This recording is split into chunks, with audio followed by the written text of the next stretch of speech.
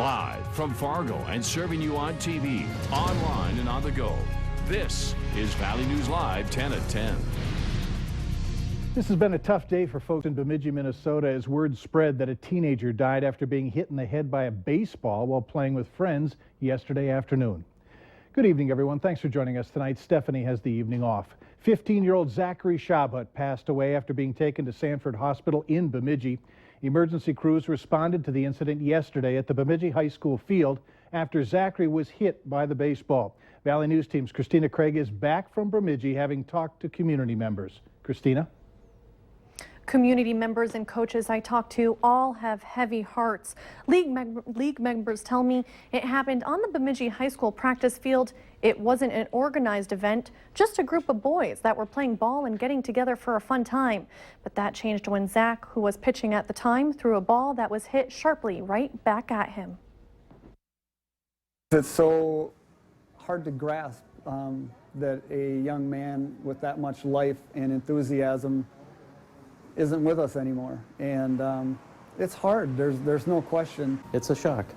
It just doesn't happen very often, and it won't sink in for a while for anybody as part of this.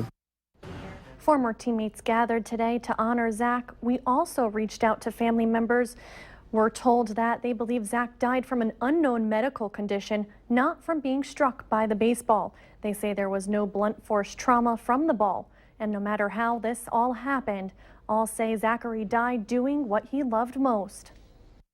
You know, Zach is one of those kids that lived life to the fullest, no matter what he was doing, whether he was out in the boat fishing, hanging out at your house, or if he was at the baseball field, which is where was probably his #1 passion.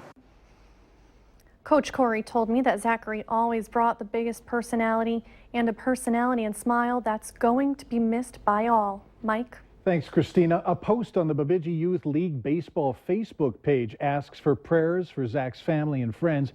It also says that Zach has gone to play at the big field in the sky. May the skies be blue, the grass be mowed, and the umpires make the right calls until we meet again.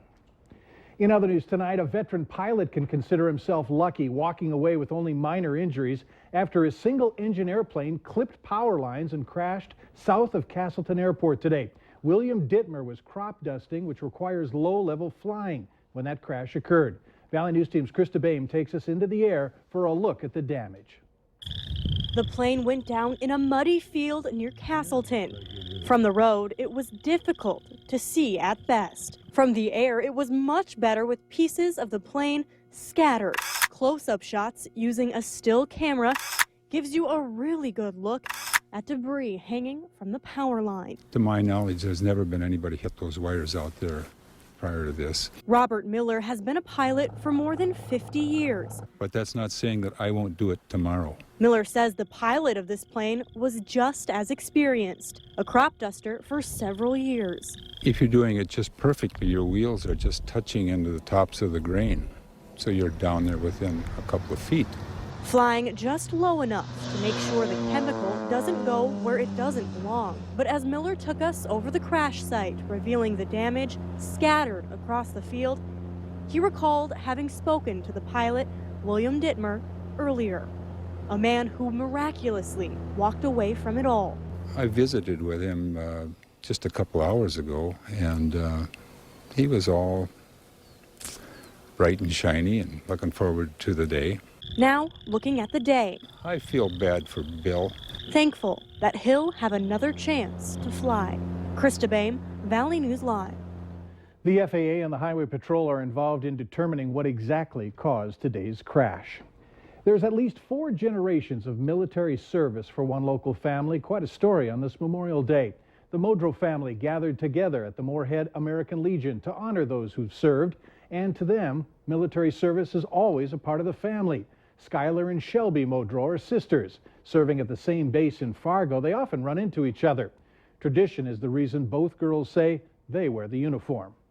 My whole family's in the military, and I love it. It's a big tradition in our family. My grandpa served 35 years. My mom served 30 years as a lieutenant colonel, and then my aunt currently serves as a E8, which is a senior master sergeant, currently in the Air Force. The family normally participates in Memorial Day ceremonies in Castleton. That's where they're from.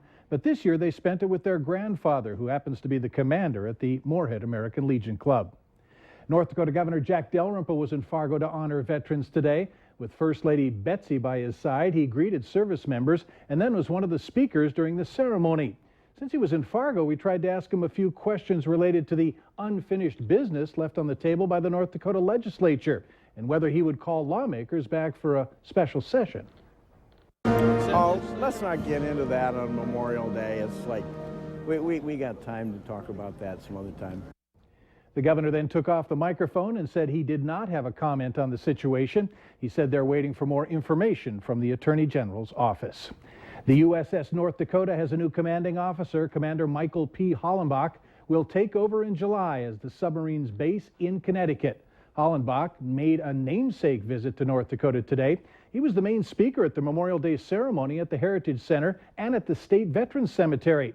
Hollenbach will be the second commanding officer of the Navy's newest nuclear submarine. The USS North Dakota was commissioned in October of 2014.